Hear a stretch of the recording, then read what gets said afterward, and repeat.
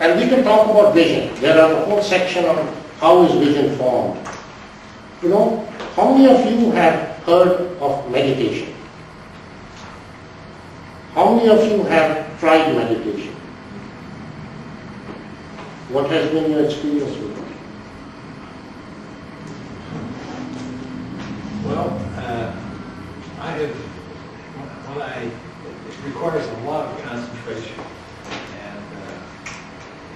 and if I'm successful at doing it, I kind of get in touch with myself more when I do it.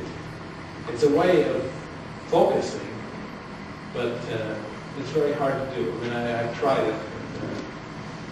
It's hard to do. Yes, very good. And I agree with everything you said.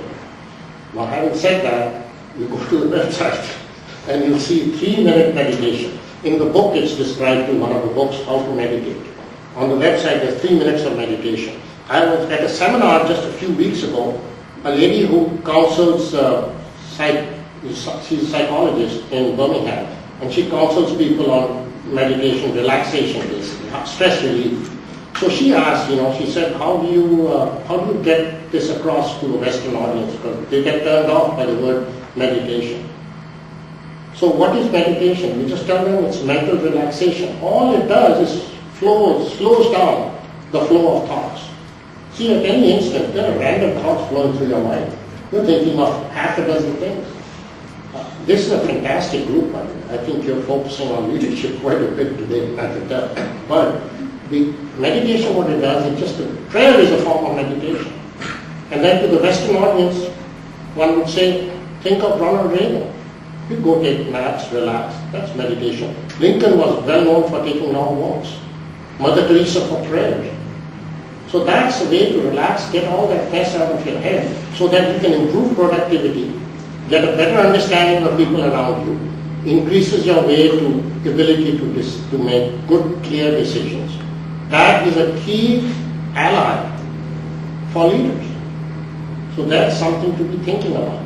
And you can go and look at many different techniques. I'm not a yogi type meditator. I'll just tell you how I do it.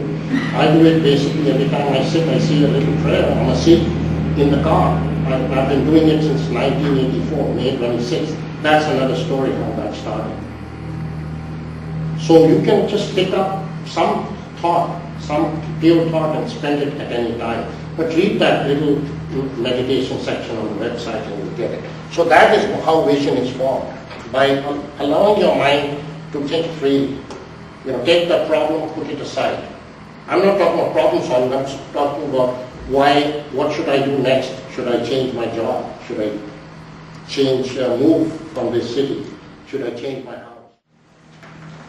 In order to understand these principles, and remember I said they apply equally to your personal and professional life, we are going to start thinking about your personal life, and you can apply it to your job if you wish. Imagine that you are navigating in a river, in a brook, and the 4 principles will guide you. So the first principle is you have to act with purpose. That is represented with your boat. You're not going to swim because you're so busy surviving, you won't be able to navigate. So the first principle is a boat. And that is action. Action is represented by a boat. That's the propulsion system. That's what makes change occurs, right? So that's the first one. Second one is balance. How do you balance? How many of you know sculling or know of sculling? The rowing. You know how the skull is built? It's hollow. It's really a shell. And you sit on top of it. And if you ever tried it, how many of you tried sculling? You can't, balance is the most difficult thing, isn't it? Kind of like skiing, isn't it? And I did that, and I thought it was such a cinch, I went, boom, right in. So the first thing my teacher taught me was how to get out of the water. Just like in skiing. In skiing, they teach you how to get out, right? First thing. But here, you use the oars. So the oars represent your ethical balance. One side giving, the other side taking. So core values. See, a lot of people tell you, hey, do these things, or follow the 10 commandments. If you don't understand the negative core values, how are you going to recognize it in your friends? Hopefully they're not your friends, but or in your adversaries, right?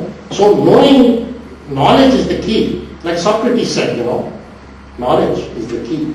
And in the scriptures say the key to goodness is knowledge. Ignorance is the cause of most ill. Socrates also said, he who knows that he knows not. And he who knows that he knows not, knows. So I would have